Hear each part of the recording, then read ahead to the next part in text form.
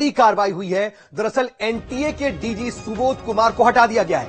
NTA ये वही agency है जिसने नीट की परीक्षा आयोजित कराई थी, जिसकी देखरेख पे, जिसकी जिम्मेदारी है नीट और यूजी नेट की परीक्षा को संपन्न कराना। और बता दें कि एनटीए यानी कि नेशनल टेस्टिंग एजेंसी के डीजी सुबोध कुमार को अब हटा दिया गया है। प्रदीप सिंह खरोला एनटीए के नए डीजी बनाए गए हैं। तो देखिए, ये लगातार बात कही जा रही थी कि एनटीए जो कि टेस्टिंग एजेंसी है, जिसकी जिम्मेदारी इन परीक्षाओं को कराना है, अगर पेपर लीक हुई है तो एनटीए कहीं ना कहीं जिम्मेदार है। इसको लेकर के क्या कार्रवाई की गई, और विपक्ष भी इसको लेकर के सवाल उठा रहा था।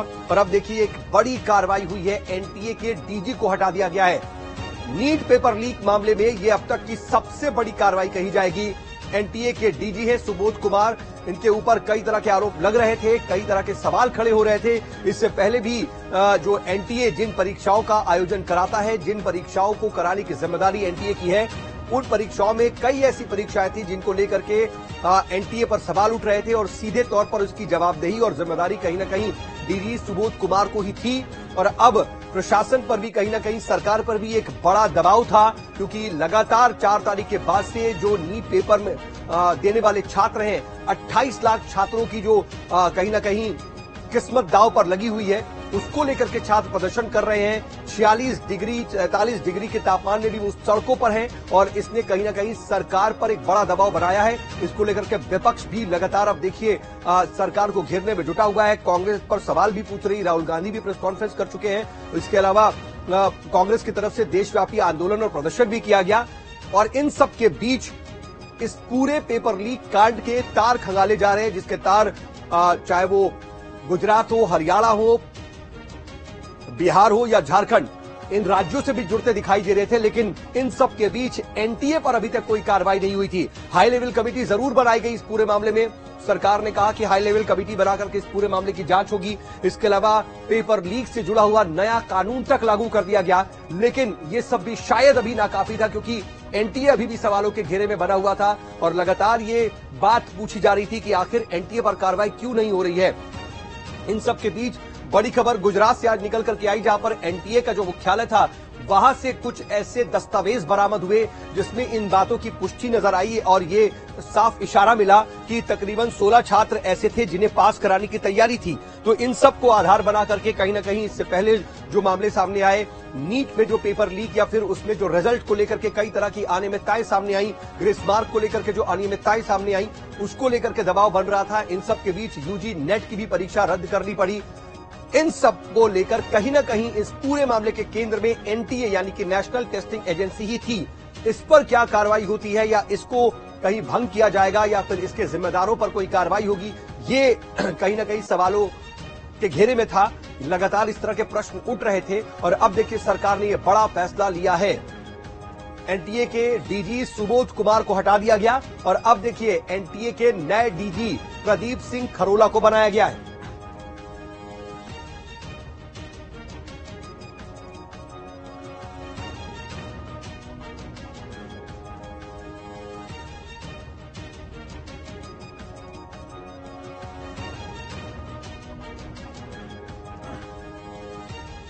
तो बड़ी खबर आपको बता रहे हैं, और एनटीए के डीजी सुबोध कुमार को हटा दिया गया, और ये अब तक के इस पूरे मामले में कहीं ना कहीं सबसे बड़ी कार्रवाई के तौर पर देखा जाएगा।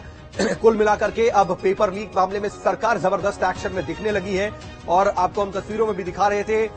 सुबोध कुमार की तस्वीर थी जो एनटीए के डीजी रहे, जिन्हें अभी हटाया गया, और अब प्रदीप सिंह खरोला को एनटीए का नया डीजी बनाया गया है। अब देखना होगा कि नए डीजी के तौर पर प्रदीप सिंह खरोला किस तरीके से अपनी जिम्मेदारी को निभाते हैं और इस पूरे मामले को कैसे हैंडल करते हैं।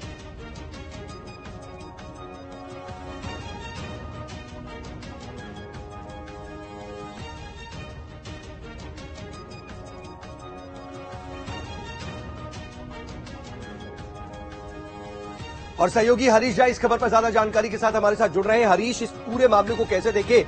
लगातार दबाव तो बन रहा था, सरकार अपनी तरफ से सफाई भी दे रही थी, सख्त एक्शन की बात कर रही थी, लेकिन लगातार एनटीए सवालों के घेरे में था, इस पूरे मामले के केंद्र में भी था। यही सवाल था कि उस पर क्या कार्रवाई होगी। शायद इस पूरे मामले में अब तक की ये सबसे बड़ी कार्रवाई। जी देखिए, बिल्कुल ये बहुत अहम हो जाता है लोगों के लिए और खासकर छात्रों के लिए जानना कि देखिए, जब से नतीजे आए हैं इसके नीट के, 4 जून को ये नतीजे जो है वो जारी किए गए थे, जिसके बाद से ही लगातार जब मार्किंग में गड़बड़ी पाई गई, जिस तरीके से एक स्टूडेंट के 719 आ जाते हैं, एक के 718 आ जाते हैं, जो कि प्रैक्टिकली इम्पॉसिबल है। मतलब ये बिल्कुल संभव ही नहीं है किसी के 718 और 719 नंबर 720 में से आ जाए, मैथमेटिकली बिल्कुल पॉसिबल नहीं। जिसके बाद छात्रों में आक्रोश नजर आ रहा था, छात्र जो है वो सड़क पर आए और सड़क पर आने के बाद कोर्ट भी गए।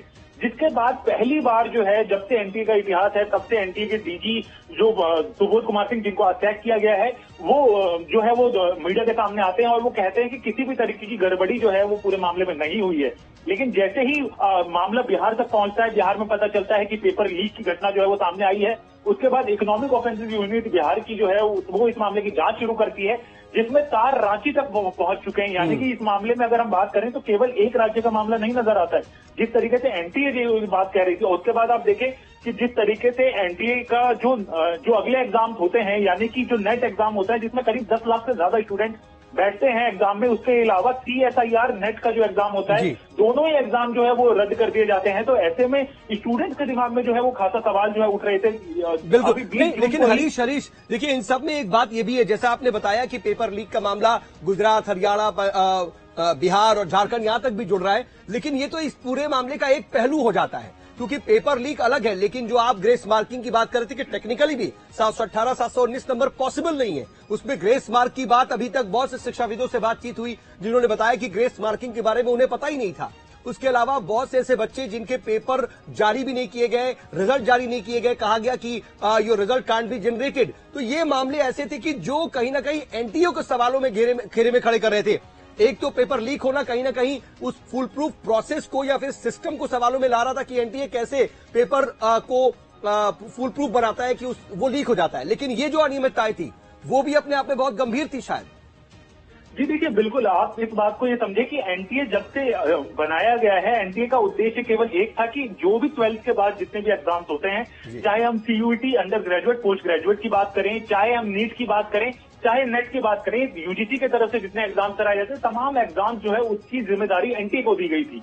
लेकिन अगर आप याद करें तो जब CUET अंडर ग्रेजुएट कोर्सेज के लिए एग्जाम सबसे पहली बार शुरू हुए थे, तो छात्रों के दिमाग में कहीं ना कहीं बहुत ज्यादा सवाल थे। उसके बाद CUET को लेकर छात्र जो है सड़क पर उतरे थे। छात्रों की तरफ से लगातार ये कहा गया था कि एनटीए जो है सही तरीके से एग्जाम कंडक्ट नहीं कर रहा है। उसके बाद हम नीट एग्जाम में गड़बड़ियों की बात सामने आती है, जिसमें और उसके बाद जिस तरीके से सुबोध कुमार सिंह प्रेस कॉन्फ्रेंस में बैठते हैं और ये कहते हैं कि किसी भी तरीके से एग्जाम में धांधली नहीं हुई है, केवल 1563 स्टूडेंट जिनको ग्रेस मिले हैं उनके बीच का मामला है। जिसके बाद उसके अलावा कोई और मामला इसमें नजर नहीं आता। लेकिन जैसे ही मामला आप देखें कि बिहार में ये मामला खुलता है, उसके बाद उसके तार रांची तक नजर आते हैं, तो कहीं ना कहीं छात्रों का जो विश्वास है एनटीए के ऊपर वो डगमगाता है। क्योंकि देखें, लाखों स्टूडेंट इन एग्जाम्स में भाग लेते हैं और केवल आप देखें जिस तरीके से ये मामला खुल रहा है, जिस तरीके से समझ में आ रहा है, उसके बाद धर्मेंद्र प्रधान की तरफ से प्रेस कॉन्फ्रेंस 20 जून को की जाती है, जिसमें उनकी तरफ से साफ तौर पर कहा जाता है कि एनटीए में भी वो अधिकारी जो पूरी तरीके से इस मामले में लिप्त हैं, जो जिनकी वजह से ये मामले हुए हैं, उनके ऊपर कड़ा एक्शन जो है वो सरकार लेगी।